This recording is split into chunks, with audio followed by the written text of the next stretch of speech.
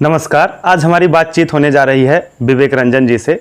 जैसा कि आप बहुमुखी प्रतिभा के धनी हैं, आपने साहित्य, कला और संवाद के क्षेत्र में काफ़ी काम किया है। इलाहाबाद विश्वविद्यालय में काफ़ी चर्चित रहे हैं। तो आप दर्शकों को अपना संक्षिप्त परिचय बताएं। देखिए, प्रकाश तक चैनल देखने वाले सभी दर्शकों को नमस्कार है। बहुत बहुत आभार आपका कि आपने हमको हमारे विषय में या फिर हमारे जो कार्य हैं, जो क्षेत्र में किए जा रहे हैं, उसके लिए आपने बातचीत करने के लिए आमंत्रित किया। उसके लिए बहुत बहुत शुक्रिया। जहाँ तक परिचय की बात है, व्यक्ति का परिचय अपने मुंह से देना बहुत कठिन काम होता है, या फिर ये कह लीजिए कि हम परिचय किस हिसाब से बताएं। अब जहाँ तक परिचय की बात है, मैं बता दूं कि मेरी जो शुरुआती पढ़ाई लिखाई रही है वो ननिहाल से रही है। प्राइमरी तक की एजुकेशन मेरी ननिहाल से रही। उसके बाद इंटरमीडिएट तक की पढ़ाई मैंने अमेठी से की है और इलाहाबाद विश्वविद्यालय से मेरा स्नातक हुआ मैथ्स वर्ग में।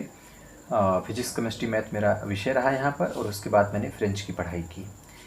उसके बाद मेरा साहित्य की तरफ रुझान बढ़ा तो मैं वर्धा विश्वविद्यालय से मैंने परास्नातक किया है हिंदी विषय में।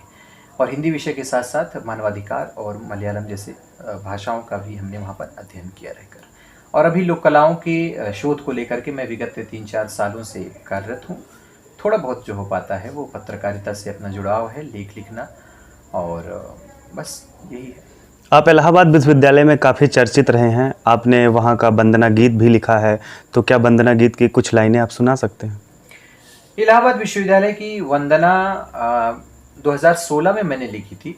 उसके बाद ही वंदना और कुलगीत जैसे बिंदुओं को लेकर के, विषयों को लेकर के लोगों ने बातचीत भी शुरू किया। उसके पहले बहुत सारे लोगों को पता नहीं था कि विश्वविद्यालय में जो गाया जाता है वो है क्या।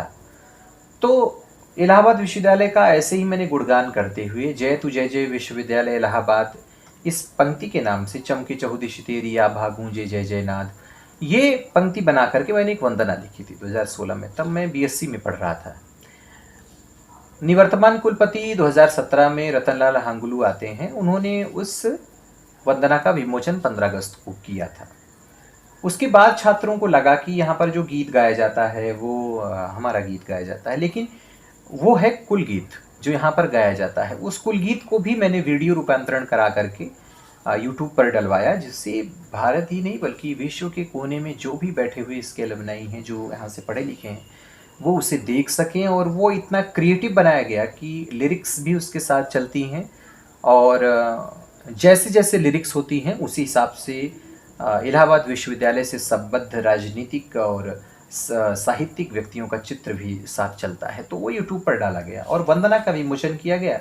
लोग उसे पसंद करते हैं। आज के छात्र जय तु जय जय विश्वविद्यालय की पंक्ति कोट करते हैं, तो प्रसन्नता होती है कि जो इलाहाबाद विश्वविद्यालय में मैं पढ़ा उसे अपने जीवन का कुछ अंश में उसे प्रदान कर पाया। आपने रामायण के कई किरदारों का इंटरव्यू लिया है। इंटरव्यू के दौरान आपका अनुभव क्या रहा, दर्शकों को बताएं। रामायण सीरियल अपने 90 के दशक का सबसे दूरदर्शन का सबसे फेमस सीरियल रहा है। दूरदर्शन को एक तरीके से कह सकें कि लोगों के दिमाग में दूरदर्शन अगर आता है तो उसके साथ साथ रामायण और महाभारत जैसे सीरियल आते हैं। और ये मैथोलॉजिकल सीरियल लोगों के दिमाग पर ऐसा असर डाला इन्होंने कि आज भी राम और सीता की छवि जब लोग सोचते हैं तो इन्हीं किरदारों से सोचते हैं कि राम ऐसे रहे होंगे, सीता ऐसी रही होंगी। पिछले लॉकडाउन में जब कोरोना का समय था तो सरकार ने रामायण के पुनः प्रसारण को लेकर के बात कही थी, और घर बैठे लोगों को बोरिंग ना हो, बोरियत ना महसूस हो, वो परेशान ना हो, इसलिए फैमिली के साथ बैठ करके रामायण देखें, महाभारत देखें। तो मेरे मन में भी विचार आया कि हम भी बैठे बैठे कमरे में क्या करें। तो हमने रामायण की सीता जो बनी है दीपिका चिखलिया जी, उनका इंटरव्यू मैंने दूरदर्शन पर किया था। जब मैं 2017 से लेके कुंभ 2019 तक मैं दूरदर्शन इलाहाबाद में सक्रिय रहा हूँ। कई सारे एंकरिंग, स्टूडियो एंकरिंग में वहाँ पर करता था, प्रोग्राम बनाता था। उस दौरान मेरा उनसे परिचय हुआ था। तो उस परिचय का मैंने सोचा कि चलिए कुछ प्रयोग किया जाए। मैंने दीपिका जी से कुछ कॉन्टैक्ट्स मांगे। हालांकि मुझे और भी जगहों से कॉन्टैक्ट मिल गए। तो दीपिका जी के साथ साथ मैंने पहला इंटरव्यू दीपिका जी के साथ डाला दोबारा कोरोना के टाइम की पुनः प्रसारण को लेकर के, वो क्या सोचती हैं, उनको कैसा फील हो रहा है। तो दर्शकों ने उसको बहुत सारा प्यार दिया। उसके बाद लक्ष्मण का किरदार किया था सुनील लहरी, उनसे मैंने बात की। मंदोदरी का किरदार किया था अपराजिता भूषण जी, जो कि महान अभिनेता भारत भूषण जी की पुत्री हैं। उनका भी मैंने साक्षात्कार किया और लोगों को पसंद आया कि अभी मंदोदरी, रामायण की मंदोदरी, क्योंकि बहुत सारे ऐसे न्यूज़ चैनल पर बहुत सारी ऐसी खबरें पड़ चुकी थी कि मंदोदरी गायब हो गई, उनको पता नहीं कौन है, कहाँ गई वो। लेकिन मैंने खोज करके उनको निकाल करके और उनका साक्षात्कार किया। बहुत सारे लोगों ने उसको पसंद किया, कुछ लोगों ने अपने वीडियोज़ भेजे। इवन कि शूर्पणखा का किरदार की बहुत अच्छी अभिनेत्री रेणु धारीवाल जी ने भी हमसे बातचीत की। इसके साथ साथ जामवंत का किरदार किया था राजशेखर उपाध्याय जी ने, उनसे भी हमने बातचीत किया। बहुत सारे किरदार मिले, बहुत सारी खुशी हुई। इसके साथ साथ महाभारत, जो कि बी.आर. चोपड़ा द्वारा निर्देशित था 1986 में जो बना था सीरियल, उसके भी प्रमुख पात्रों के साथ साथ भीष्म पितामह का, गूफी पेंटल साहब का, गांधारी का, इन सब का हमने इंटरव्यू किया और दर्शकों ने बहुत अच्छा प्यार उस पर दिया। हाल में ही नेहा सिंह राठौर ने इलाहाबाद विश्वविद्यालय के ऊपर गाना बनाया था जो काफ़ी चर्चित था और विवादों में भी रहा, तो आपने उस गाने का जवाब अवधी अंदाज में दिया था, तो आप उसके बारे में क्या कहना चाहेंगे? नेहा सिंह राठौर भोजपुरी भाषा को लेकर के बहुत ही समझ के साथ, बहुत ही चेतना के साथ कार्य कर रही हैं। भोजपुरी का विकास कैसे हो, भोजपुरी लोकगीतों को नए अंदाज में कैसे परोसा जाए, सामाजिक विषयों को लेकर के कैसे बातचीत की जाए, उसको गीत के अंदाज में कैसे दर्शकों के बीच लाया जाए, इस पर नेहा काफ़ी अच्छा काम कर रही हैं। नेहा ने जब इलाहाबाद विश्वविद्यालय के संदर्भ में गीत गाया तो मैंने भी उस गीत को सुना। मुझे कुछ इस गीत में आपत्ति नहीं थी और आपत्ति जैसा कुछ था भी नहीं, क्योंकि हाँ, ये हो सकता है कि कुछ अतिरेकता में आकर के, कुछ जोश में आकर के कुछ चीज़ें ज़्यादा अतिशयोक्ति वाली बना दी गई थी विश्वविद्यालय के संदर्भ में। तो मुझे लगा कि जो गाली गलौज चल रही है प्रतिक्रिया के रूप में, क्योंकि देखिए, अगर आपको कोई गाली देता है तो अगर आप उसका उत्तर उसी भाषा में देंगे तो फिर आपकी बुद्धिमानी का, आपकी पढ़ने लिखने का और आपकी बुद्धिजीवी होने का कोई मतलब नहीं रहता है। तो मैं सोचा कि जिस लहजे में नेहा ने इलाहाबाद विश्वविद्यालय के लिए गीत लिखा है, मैं भी एक गीत लिख करके इसके सकारात्मक पक्ष को रखता हूँ। उन्होंने नकारात्मक पक्ष दिखाया, मैंने सकारात्मक पक्ष रखा। नेहा बहुत सारे गीतों को गाती हैं, सिर्फ इलाहाबाद विश्वविद्यालय नहीं बल्कि बिहार के चुनाव और वर्तमान सत्ता में भी जो कमियां हैं उसको भी लेकर के नेहा गीत गाती हैं। तो विवाद बढ़ा, विवाद खत्म भी हुआ। नेहा वर्तमान समय में बहुत अच्छी मित्र हैं, अवधी भोजपुरी को लेकर के वो बहुत सजग हैं, काम कर रही हैं और लगातार आगे बढ़ रही हैं। तो ऐसा कुछ विवाद जैसा नहीं था, ऐसा था कि बस एक जो उधर से जवाब मिला उसका मैंने प्रत्युत्तर दिया। आपने हाल में ही अभी समाजवाद के ऊपर गाना बनाया था और उससे ही मुझे ये प्रेरणा मिली कि मैं आपसे अगला प्रश्न पूछूं। आपका राजनीतिक दृष्टिकोण क्या है? आप राजनीतिक को लेकर सामान्य रहते हैं या फिर किसी विशेष विचारधारा को सपोर्ट करते हैं? दुनिया में राजनीति को लेकर के कोई सामान्य नहीं है। जो ये कहे कि हम राजनीति से परे हैं, मैं राजनीति नहीं करता हूँ, मुझे किसी राजनीतिक पार्टी में मत जोड़ो।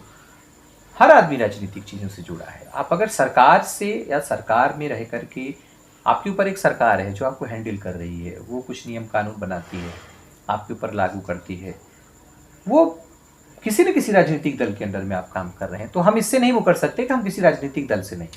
अब जहाँ तक बात समाजवादी गीत की है, तो मैंने समाजवादी गीत किसी पार्टी के लिए नहीं लिखा। मैंने समाजवादी गीत इसलिए लिखा कि वर्तमान समय में जो सिचुएशंस चल रही हैं, जो उथल पुथल समाज में मची हुई है, जो जनता के बीच एक असंतोष का भाव दिख रहा है, उसको लेकर के समाजवाद का उदय होना चाहिए और उस समाजवाद को केंद्र बिंदु बना करके मैंने समाजवादी गीत लिखा। अब समाजवाद आज का थोड़ी है, या फिर ये कह ले कि ये मुलायम सिंह की बनाई पार्टी है, लोहिया का रखा हुआ नींव है, तो ऐसा नहीं है। समाजवाद हमारे सदियों से चला आ रहा है और हमेशा, यही नहीं, विश्व में भी बहुत सारी क्रांतियों के केंद्र बिंदु में समाजवाद रहा। जब आपको समाजवाद की परख हो जाती है, जब आपके अंदर समाजवाद की चेतना जागृत हो जाती है, तो आप किसी गलत और सही का फ़र्क अच्छे से समझते हैं। और जब समाज में गलत होता है तो निश्चित तौर पर वहीं पर समाजवाद का उदय होता है। उसको हमने बना करके गीत लिखा।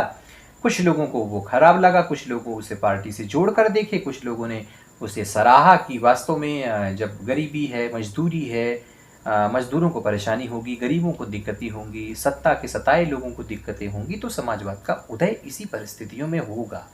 जब समाज में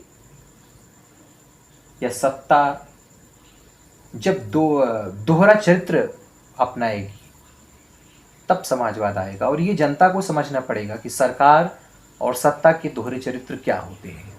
एक तरफ सबको पता है कि पूरे देश में बहुत सारे जगहों पर आज भी पानी की समस्या है, लोग पानी नहीं पा रहे हैं। दूसरी तरफ जब सरकार बैठे बैठे कांवड़ यात्रा निकालने के लिए इवन कि सुप्रीम कोर्ट उस पर रोक भी लगा चुकी है, फिर भी उसके लिए जब ये कहे कि हम कांवड़ यात्रियों को कहेंगे कि वो अपने घर रहें और उनके लिए हम टैंकरों से गंगा जल भिजवाएंगे, जब आप धार्मिक भावना को अगर आप पकड़ करके किसी जनता को ठगने की कोशिश करेंगे, प्यासों के लिए आप कभी पानी नहीं भिजवाए टैंकरों से, आप कांवड़ियों के लिए टैंकरों से गंगा जल भिजवाएंगे। जब ये दोहरा चरित्र सरकारें या फिर कोई भी सत्ता अपनाती है, उस परिस्थिति में जब समझ पैदा होती है कि धर्म के आधार पर, जाति के आधार पर आपको लुभा करके, बरगला करके, आपके आपसी मतभेद करा करके, आपसी दंगे करा करके कोई भी सत्तासीन हो जाती है, तो वहाँ पर समझ पैदा करनी होती है हमको, और समझ पैदा करनी चाहिए भी वहाँ पर। वहीं पर समाजवाद आता है, वहीं पर समाजवाद का आना भी ज़रूरी होता है। विवेक रंजन जी, हमारे साथ जानकारी साझा करने के लिए बहुत बहुत धन्यवाद आपका। शुक्रिया आपका।